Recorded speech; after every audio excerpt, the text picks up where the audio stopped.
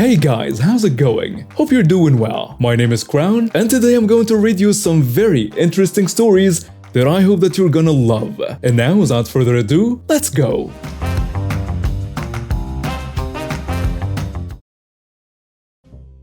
What's up, fellas? My name is Jake, and I'm a wedding photographer. Let me tell you about this wild experience I had a while back. It all started when I received an inquiry from a couple named Karen and Todd. They seemed nice enough at first, but little did I know they were about to become the ultimate choosing beggars. So Karen and Todd reached out to me, all excited about their upcoming wedding.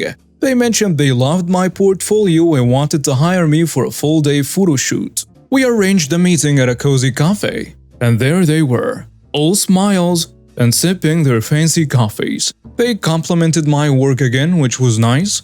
But then Karen started dropping some hints about getting a special deal for their wedding coverage. She mentioned that Todd's cousin's friend's sister was willing to do it for half the price, but they preferred me.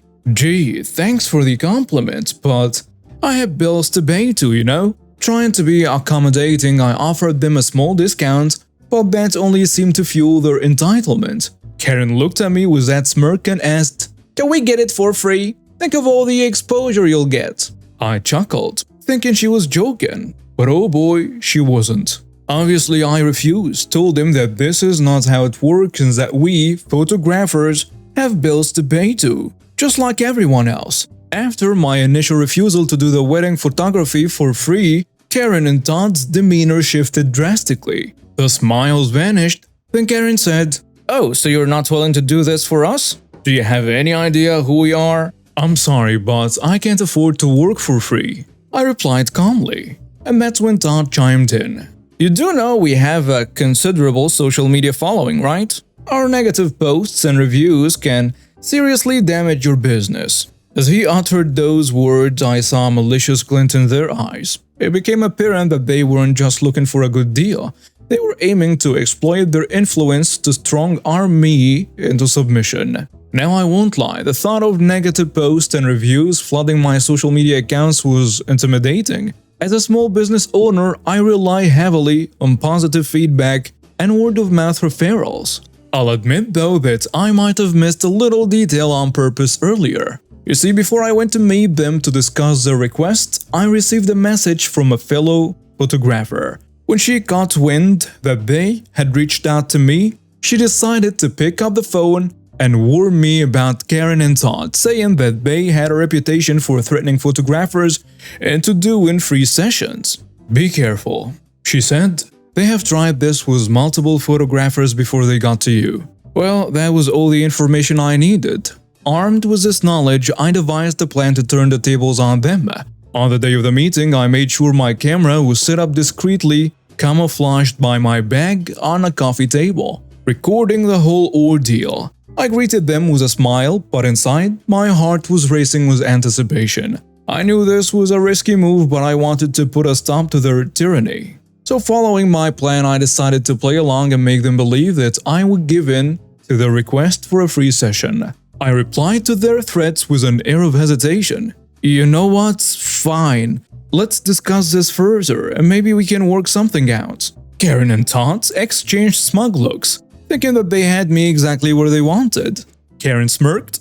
"So, have you finally come to your senses? Are you willing to give us a free session now?" I pretended to contemplate for a moment and then said, "Yes, I've thought it over and I'll do it for free, but I want to make sure we're on the same page about the terms. In exchange for the free session, I would like you to sign a written agreement that you won't post any negative reviews or post about me or my business. This way, we both have some assurance that there won't be any issues in the future." Todd seemed hesitant, but Karen was quick to accept. Fast forward to the big day, I arrived at the venue with a video coordinator Ryan by my side, as I learned that they have done the same thing to him as they did to me. When I explained to him what I was up to, he was down with it 100%, and we meticulously planned our move, and the time had come to set the wheels in motion. As the festivities kicked off, Karen and Todd were all smiles, completely unaware of the storm that was about to hit their perfect day.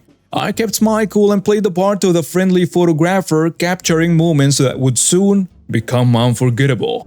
During the reception, when the time was just right, I approached the couple with a friendly demeanor, ready to strike. "Hey guys, I just wanted to say how excited I am to capture these beautiful memories for you." Karen smirked back. "Well, it's the least you can do, isn't it?" "Oh, I think you'll find that the best is yet to come," I replied. With that, I subtly handed Brian a nod, signaling him to start playing the video. The projector displayed the video of Karen and Todd at the cafe, making their demands and threats. Gasps filled the hall as the guests realized what was happening.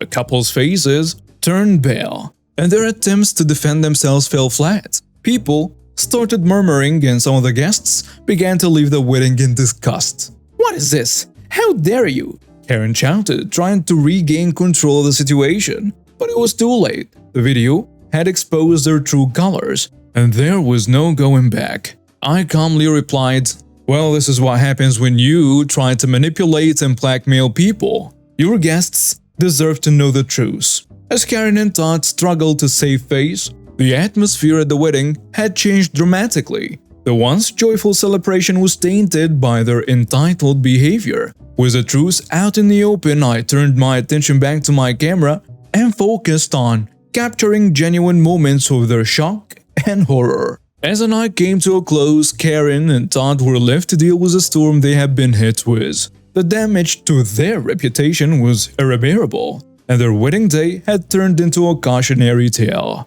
The moral of the story? Always stand your ground and never underestimate the power of a well-executed plan. Alright everyone, let me tell you about the craziest day I ever had at the gym. I've been hitting the gym regularly for a couple of years now. I love keeping fit, and the gym has become my second home. But I sure had no clue whatsoever that this one fateful day will go down in our gym's history as the day a Karen got knocked out. It all started like any other regular day at the gym. The place was buzzing with energy. I grabbed my water bottle, put on my favorite workout playlist, and began my warm-up routine. As I made my way to the bench press, I noticed a new face. A lady who seemed like she owned the place, but not in a good way. You know the type. She was loudly grunting as she attempted a set of squats. But it wasn't her grunting that caught my attention. It was the fact that she was guarding the weights and dumbbells like they were her precious possessions. Every time someone approached to use one, she'd scowl and say, "Don't you dare touch those! I'm still using them between sets." I rolled my eyes but decided not to engage with her. I found a nearby bench to do my presses and started my workout. But Miss Entitled didn't stop there. Oh no, she had her sights set on me, the muscular guy using her bench. Didn't know she's holding two benches as hostages at the same time. As I began my bench presses, she stormed over. With a nasty scowl on her face, she said, "Excuse me," she yelled, making everyone nearby turn their heads. "I was using that bench. You need to wait for me to finish." I didn't really want any trouble, so I replied, "Sorry, but there are plenty of other benches available. I'll be done in a few minutes, and you can use it then." "Unbelievable," she huffed, crossing her arms over her chest. "Do people think you can just take whatever you want? I pay for this gym membership, you know?" Trying to keep my cool, I told her again, "I'll be done in a moment, ma'am. Just give me a few more minutes. Plus, it seems that you already have one bench at your disposal over there. Why are you berating me over this one over here?" She gave me a nasty look as if I said the weirdest thing ever, then said, "First, it's none of your business, and second, I do different types of exercises on each bench." As I heard this, I couldn't help but mutter, "What the hell? That's just nonsense." But she wasn't having it. By the way, I forgot to mention that I had my girlfriend with me at the gym, doing her workout plan as well for the day. And let me tell you, my girlfriend is someone you wouldn't really want to mess with. And I could tell she was getting increasingly agitated by the way Karen was treating people. As the entitled lady kept bothering people including me, my girlfriend walked up to her and said calmly, "Hey, why don't you chill out? We're all here to work out and share the equipment." The Karen wasn't about to back down though. She glared at my girlfriend and snapped, "This doesn't concern you. Mind your own business." My girlfriend took a deep breath, clearly trying to keep her composure, and said, It's everyone's business when you're making a scene and ruining the gym's atmosphere. Let's just get back to our workouts, okay? Karen seemed to ignore my girlfriend completely and decided to walk up to me while I'm flat on my back doing my bench presses. She picked up the heaviest dumbbell she could lift up and threatened me, saying, "If you don't stop right now and walk away from my bench, I'll drop that dumbbell at your freaking face, you hear me?" I couldn't believe what I was hearing. That was the last straw for me and clearly many others nearby. No one should ever threaten someone else at the gym or anywhere else for that matter. The atmosphere had turned tense and everyone was on edge. As Karen raised the dumbbell threateningly, my girlfriend sprang into action. In a flash, she grabbed the dumbbell from Karen's hand and knocked it to the side, safely away from anyone. Then with a swift, powerful punch, she delivered the knockout blow to the side of her head, and Karen crumbled to the floor unconscious. I got up and stood there dumbfounded, watching as Karen lay on the ground. My girlfriend stood over her, arms folded with an expression of anger on her face. It didn't take long for the gym staff to arrive along with a few concerned members who had witnessed the altercation.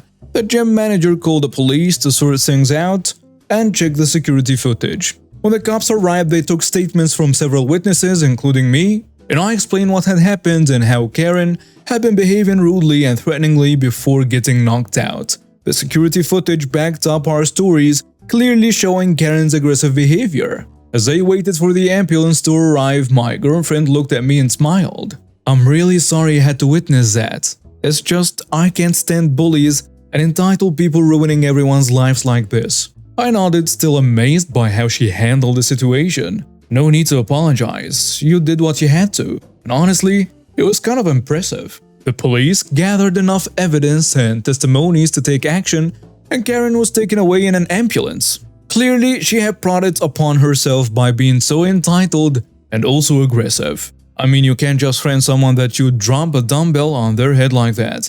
Because if someone were to drop a heavy dumbbell on another person while they were performing exercises like the bench press I was doing, the potential for serious injuries is significant. A dumbbell falling from a height could cause fractures, broken bones, or even concussions, depending on the impact and the individual's position.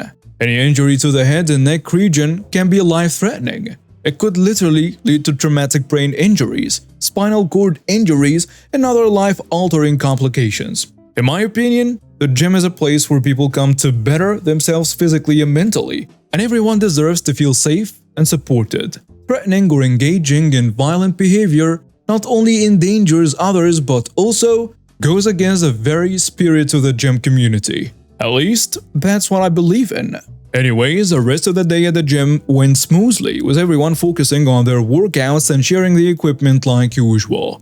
People chatted about the incident, but mostly they were in awe of my girlfriend's swift reaction to put an end to Karen's entitled behavior. As for Karen, I heard she got banned from the gym after the incident, and I decided to press charges against her for threatening my life the way she did. As the legal process unfolded, Karen was charged with assault, making criminal threats, and disorderly conduct. The evidence against her was strong, including the security footage capturing the entire incident. It was clear that she had acted aggressively and recklessly, putting lives at risk. During the trial, Karen's defense tried to downplay her actions, claiming she was only venting her frustration and didn't mean any harm. However, the testimonies and security footage painted a different picture. Her threatening gestures and aggressive behavior left no doubt about her intent to harm.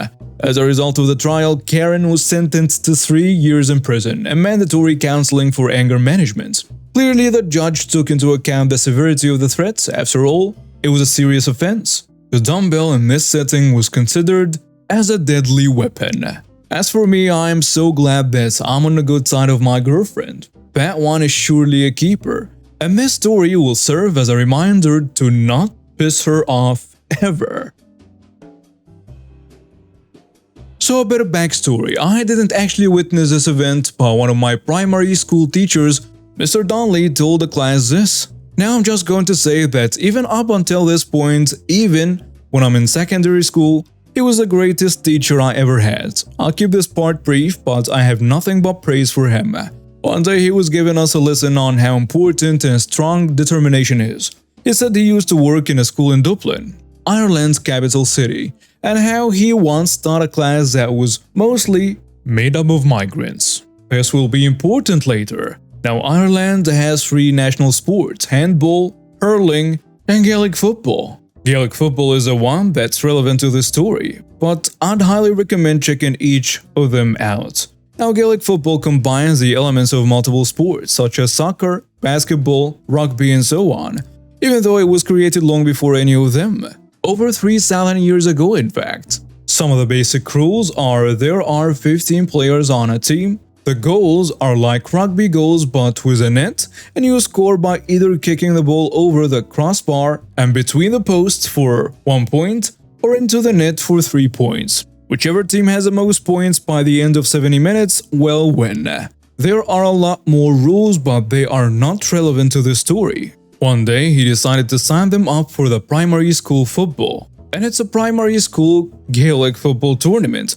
Now, most of these lads have had little to no experience in Gaelic football. When he tried to teach it to them, it took them weeks to even fully grasp all the basic rules. But you know what they say, if you wait outside the barber's long enough, you'll eventually get a haircut. And they eventually understood it and got a team lined out. Now onto the story. So after much blood, sweat and tears, probably not true, they reached the semifinals where they would be playing a posh, arrogant team from South Dublin. They trained a lot, and although ability-wise they were nowhere near their opponents, Gaelic football is one of those sports where ability can only take you so far. When the day finally came, they boarded the bus to play the game. Now the game was fairly even, but around 20 minutes in, the entitled parents, they were all bad in this case, from the posh team started throwing racial slurs all around. Mr. Donnelly didn't say what they were, so that should give you a fairly good idea of what they were saying. At halftime, the posh team were about 2 or 3 points ahead. After a quick team talk, Mr. Donnelly went over to the posh team's coach and said, "Without blinking, you tell your supporters to behave, or my lads will put yours in their place." The manager said nothing. Right before the second half started, one of the migrants, who was so muscular, Mr. Donnelly had to bring his passport to each game to prove he was 12 and not about 15, said fully serious, "Sir, after this match I am going to flatten him." And what did Mr. Donnelly say? Make sure you do. When the match ended, they had actually done it. They had actually managed to scrape it by a point. And true to the strong lad's words, as soon as the final whistle blew, he hit his marker so hard he probably had a black eye for about a week. And this was a team where if one man hit or got hit, they would also hit. To make a long story short, they were close to putting the entire team in hospital. And what did the first hitter do? He went up to the racist parents and said, "How about that, you jerks?" More racial slurs were thrown, followed by a punch to the stomach to the one he was nearest to. He was about to go in for the kill, not literally, before he was eventually stopped. As they went back on a bus, which was halted for 5 minutes due to the entitled parents creating a blockage in protest, they were halfway home before the guards, the police, pulled them over. And who stepped on the bus but the referee, who congratulated them for standing up to the entitled parents and asked them to try to hold their temper in future. Amazingly, despite only starting the sport a few months ago, they managed to win the whole thing through pure desire and determination. And now we have reached the end of today's stories. Thank you for watching and see you next time.